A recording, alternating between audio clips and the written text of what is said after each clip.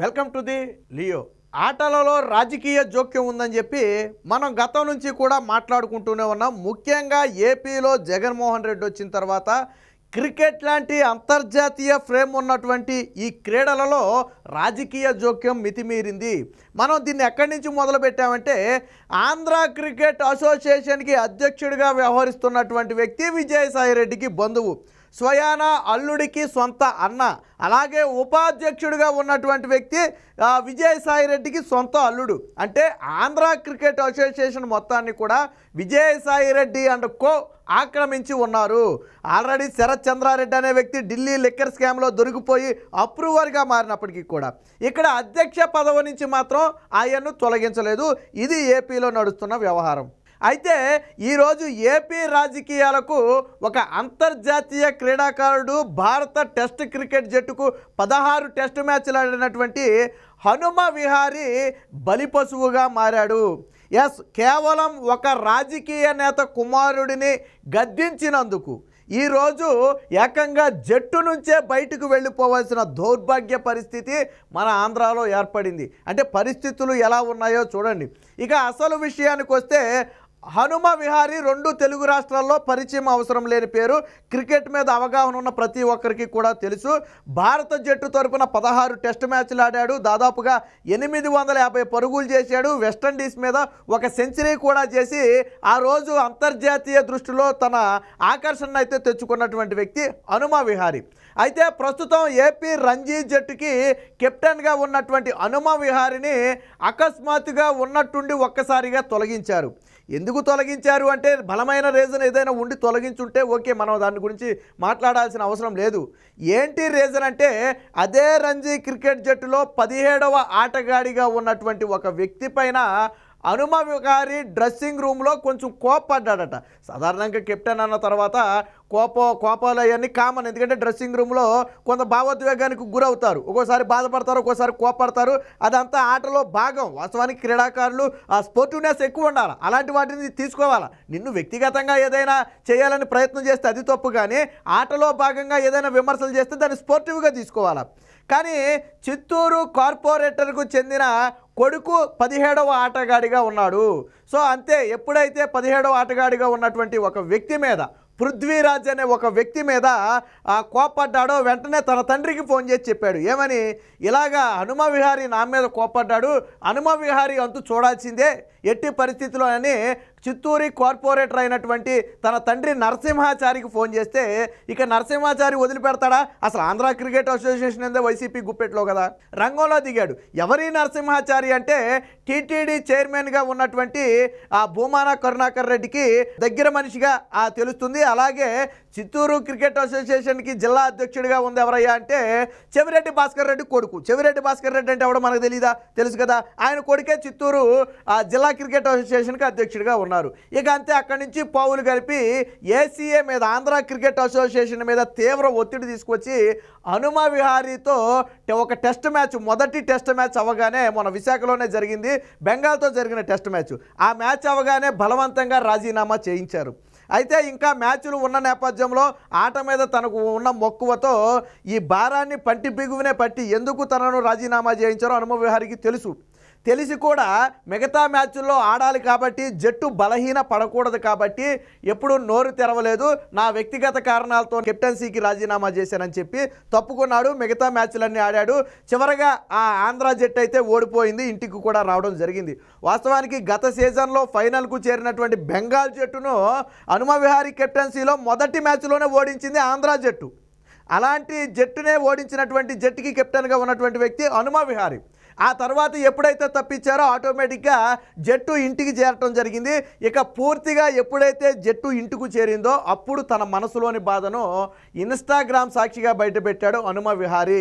ఆంధ్రాకు ఇక నేను ఆడబోను ఆంధ్ర అసోసియేషన్కు ఇక నేను క్రికెట్ జీవితంలో ఆడను, ఎందుకంటే నన్ను మానసికంగా వేధించారు, నా ఆత్మగౌరవాన్ని దెబ్బతీశారు, నేను తప్పు చేయకుండా నన్ను తప్పు చేసిన వాడిలాగా బయట ప్రపంచానికి చూపించారని చెప్పి ఒక ఆవేదన వ్యక్తం చేశాడు. అంటే ఇండియాకు 16 టెస్ట్ మ్యాచ్లు ఆడినటువంటి వ్యక్తి ఈరోజు అర్ధాంతరంగా ఆంధ్ర క్రికెట్ అసోసియేషన్ నుంచి నేను ఇక ఆడను, నేను తప్పుకుంటాను అన్నాడు. అంటే ఏ స్థాయిలో మనస్తాపం చెందుంటాడో ఒకసారి అర్థం చేసుకుంటే రేపటి రోజున ఒక ఆంధ్ర క్రికెట్ అసోసియేషన్ నుంచి వెళ్ళిన ఒక వ్యక్తి ఇండియా టీంకి ఆడాడంటే మనకెంత గౌరవం, అలాంటి వ్యక్తిని మనం ఎంత జాగ్రత్తగా చూసుకోవాలి.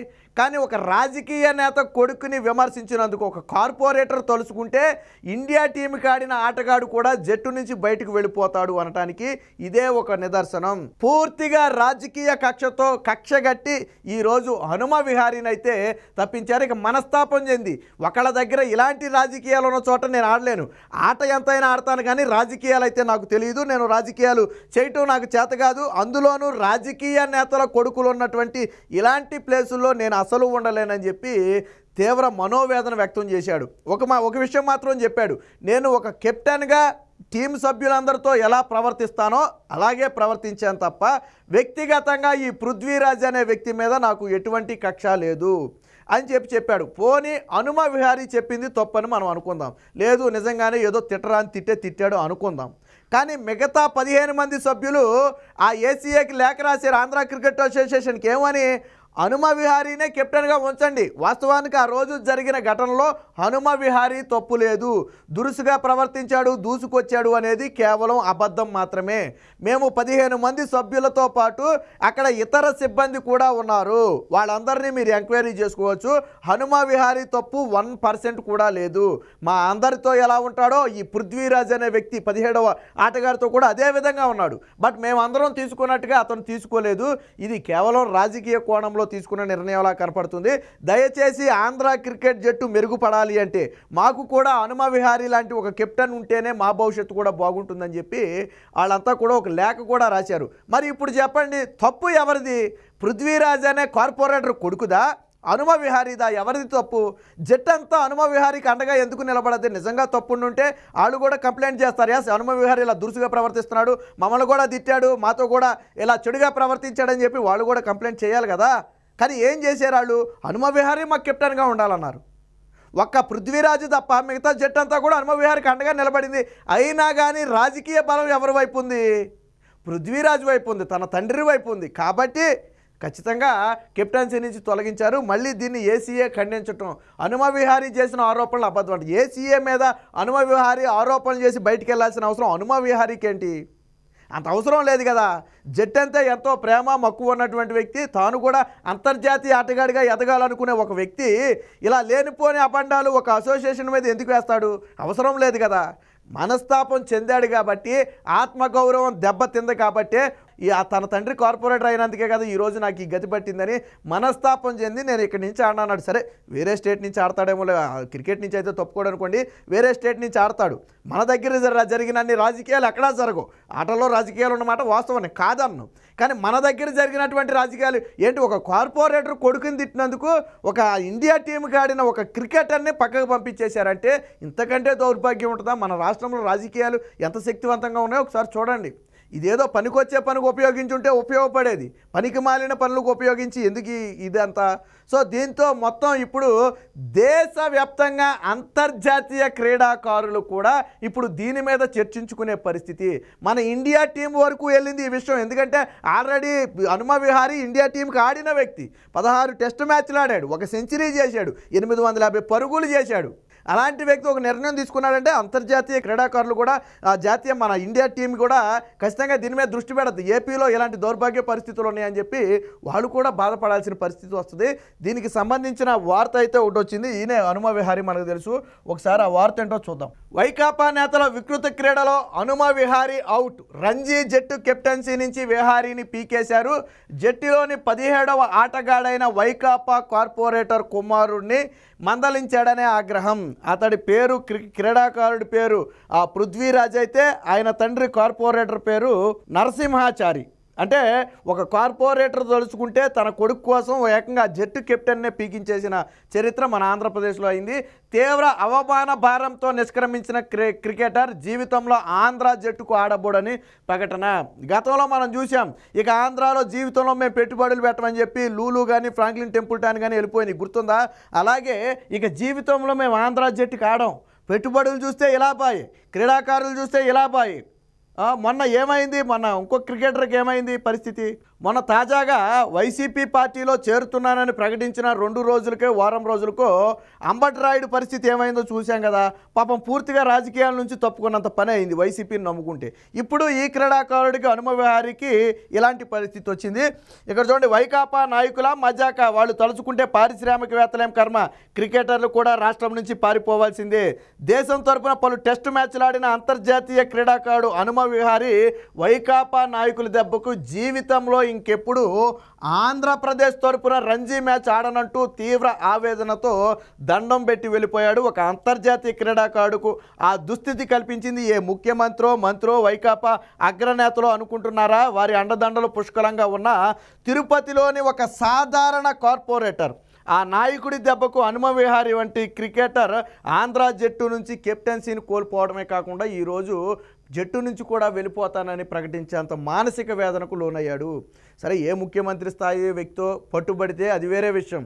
ఒక కార్పొరేటర్ కొడుకుని విమర్శించాడని క్రీడల్లో స్పోర్టివ్నెస్ లేని ఒక వ్యక్తి అసలు ఇంతకీ కార్పొరేటర్ కొడుకు అక్కడికి వెళ్ళిందే రాజకీయ ప్రాబల్యంతో అనంట. ఆంధ్ర జట్టులో 17వ ఆటగాడిగా కూడా ఎలాగెళ్ళాడు? ఆడి వెళ్ళలేదు. ఈ వెనకమాల నేను చెప్పాను కదా, భూమాన కరుణాకర్ రెడ్డికి ఆ దగ్గర వ్యక్తి నరసింహాచారి, అలాగే ఆంధ్ర చిత్తూరు జిల్లా క్రికెట్ అసోసియేషన్కి అధ్యక్షుడిగా ఉన్నటువంటి వ్యక్తి చెవిరెడ్డి భాస్కర్ రెడ్డి కొడుకు, అలాగే ఆంధ్ర క్రికెట్ అసోసియేషన్కి అధ్యక్షుడు ఎవరు? విజయసాయిరెడ్డి అల్లుడికి అన్న ఉపాధ్యక్షుడు విజయసాయిరెడ్డి అల్లుడు. సో ఈ పలుకుబడి ఉపయోగించే ఆ కార్పొరేటర్ తన కొడుకుని రంజీ మ్యాచ్లకు పంపాడంత, అంతేగాని టాలెంట్తో పంపలేదట. ఇప్పుడు ఆ విషయాలన్నీ కూడా బయటకు వస్తున్నాయి. ఈ 17వ ప్లేస్లో ఉన్నాడంటేనే మనం అర్థం చేసుకోవచ్చు ఎలా వెళ్ళాడు ఆ 17వ ప్లేస్లోకైనా. ఈ పలుకుబడిని ఉపయోగించి వెళ్ళాడు. అలాంటి వ్యక్తి ఈరోజు ఏకంగా ఒక అంతర్జాతీయ క్రీడాకారుడినే తొలగించే స్థాయికి ఎదిగాడు అంటే మరి రాష్ట్రంలో ఎలాంటి పరిస్థితులు ఉన్నాయో మనం అర్థం చేసుకోవాలి. ఏది ఏమైనా టీడీపీ అధ్యక్షులు చంద్రబాబు గారు, అలా నారా లోకేష్ కానివ్వండి, పూర్తి మద్దతు తెలిపారు. తెలుగుదేశం పార్టీ హనుమ విహారీకి అండగా ఉంటుంది, క్రీడల్లో ఇలాంటి రాజకీయ జోక్యాన్ని సహించబోమని చెప్పారు. గతంలో ఎప్పుడూ కూడా 5 ఏళ్లలో ఒక్క రాజకీయ జోక్యం కూడా ఏ క్రీడలోనూ చోటు చేసుకోలేదు. అది చంద్రబాబు గారి గొప్పతనం. ఆయనకి క్రీడలకు ఎంత ప్రాముఖ్యత ఇస్తారో, క్రీడల్లో కష్టపడిన వారికి గుర్తింపు తగ్గాలని కూడా అంతే ఆశిస్తారు. కాబట్టి గతంలో ఎప్పుడూ కూడా ఇలాంటి ఘటన చోటు చేసుకోలేదు. బట్ వైసీపీ వచ్చిన తర్వాత మాత్రం ఇలాంటి ఘటనలు జరుగుతున్నాయి. తెలుగుదేశం పార్టీ పూర్తిగా అండగా ఉంటుందని అయితే హనుమ విహారీకి ఆ భరోసా ఇచ్చారు. మరి చూడాలి దీని మీద ఏసీఏ ఎలాంటి వివరణ ఇస్తుంది, లేకపోతే మరి వైసీపీ నేతలు ఎటువంటి వివరణ ఇస్తారనేది వేచి చూడాలి.